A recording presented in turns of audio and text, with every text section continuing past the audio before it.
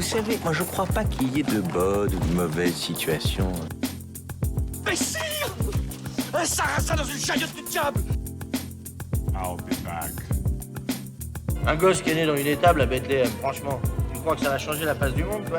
Bonjour et bienvenue dans ce nouveau numéro de votre rendez-vous hebdomadaire consacré au cinéma. C'est l'Instant Ciné et comme chaque semaine je vous parle de toute l'actualité cinéma avec 5 infos que j'ai soigneusement sélectionnées pour vous. Puis en seconde partie d'émission, je vous recommande un film à découvrir en ce moment dans les salles de cinéma. Et sans plus attendre, on passe tout de suite aux actus.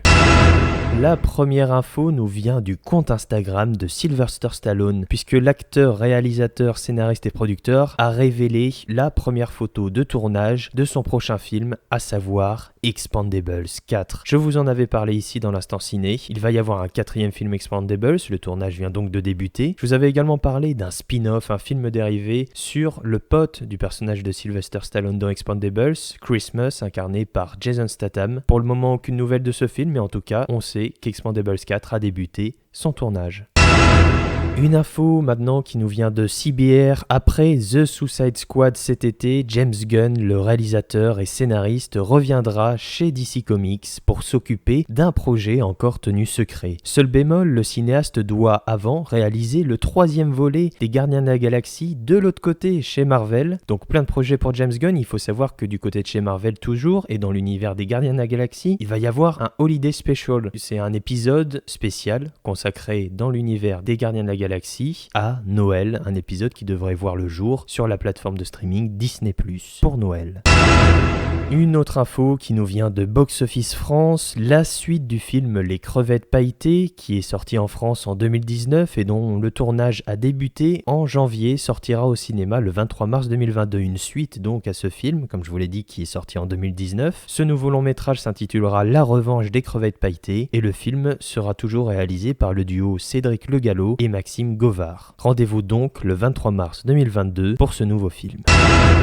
Un petit tour maintenant du côté des bandes annonces, on en a deux petites mais pas des moindres. La première est un film distribué par Metropolitan, c'est la bande annonce de My Son avec James McAvoy, ça sera retrouvé au cinéma le 3 novembre prochain. Et nous avons également une nouvelle bande annonce pour un film très attendu qui s'appelle Red Rocket. Je crois pas que pour le moment le film ait de date de sortie française. Le film est distribué par A24 à 24. Pour le moment, aucune date de sortie française pour ce film qui a l'air néanmoins très intéressant, c'est pourquoi je vous invite à visionner cette bande-annonce, la bande-annonce de Red Rocket.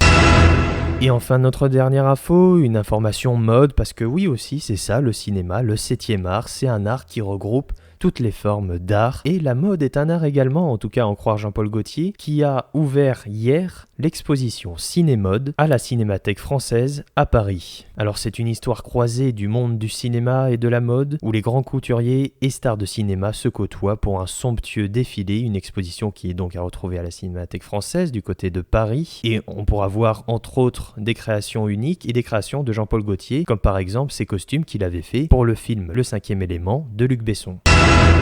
Et voilà pour les actus, maintenant c'est l'heure du film de la semaine et cette semaine j'ai envie de vous parler d'un film britannique, un film qui fait sensation en ce moment, il est sorti mercredi, il est réalisé par Cary Fukunaga et ça s'appelle Mourir peut attendre. James, le destin nous réunit à nouveau. À présent, ton ennemi est mon ennemi. Comment est-ce arrivé ? Quand on vit assez longtemps.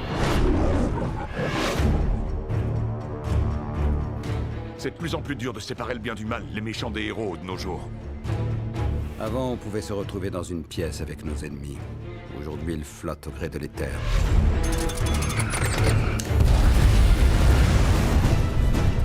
Elle t'aime toujours. Tu ne le savais pas ?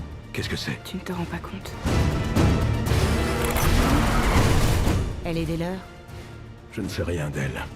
Dès que son secret remontera à la surface, ça te tuera à coup sûr.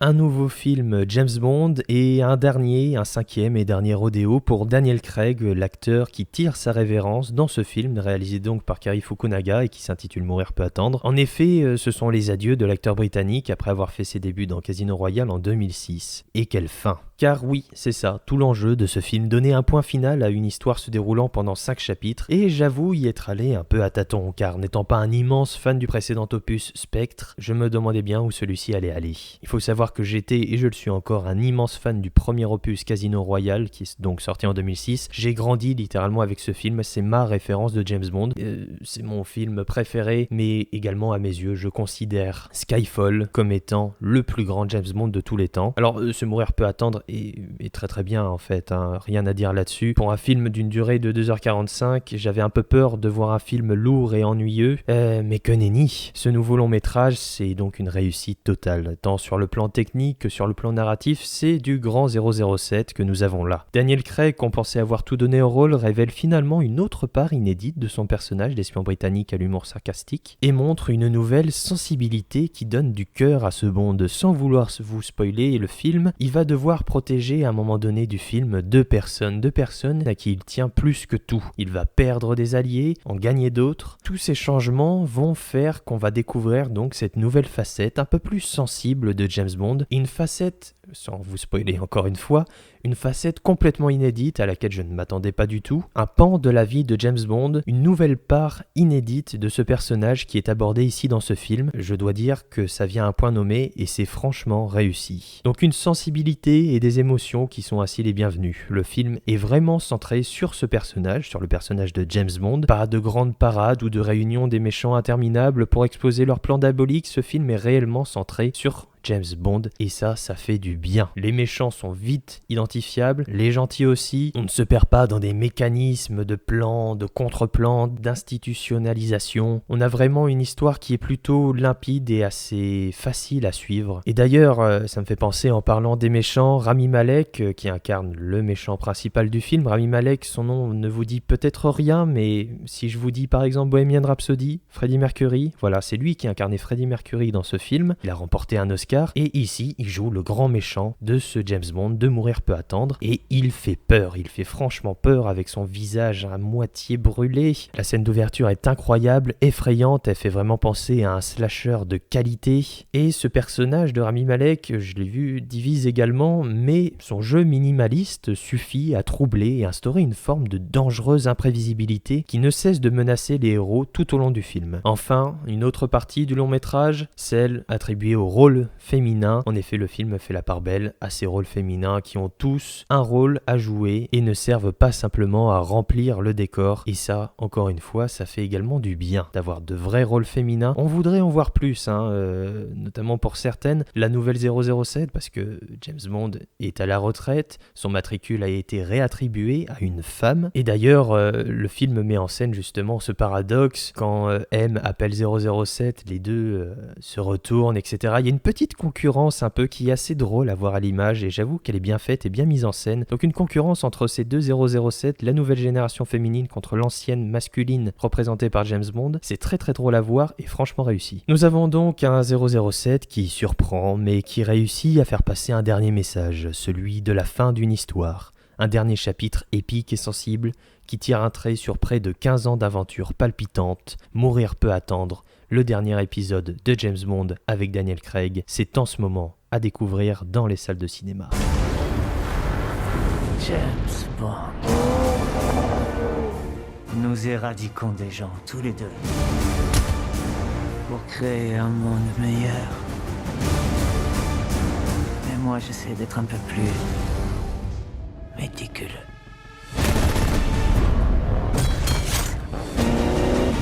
J'ai rencontré votre nouvelle 00.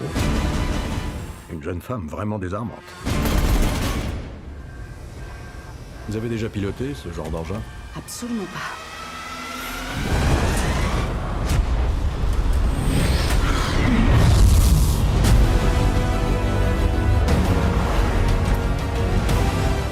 Bond, où êtes-vous encore?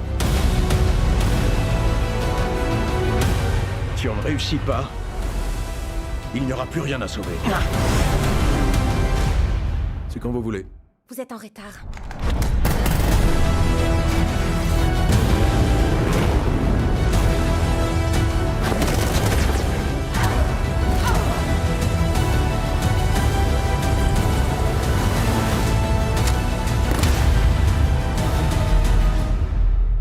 Pourrais-je passer une agréable soirée avant que le monde n'explose ?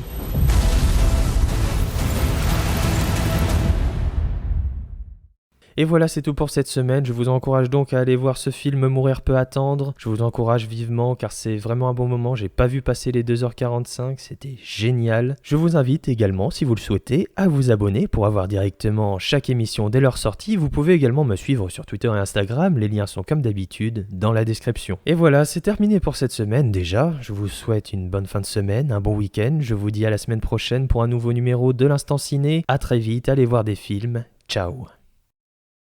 Ça dépasse tout ce que j'ai pu imaginer.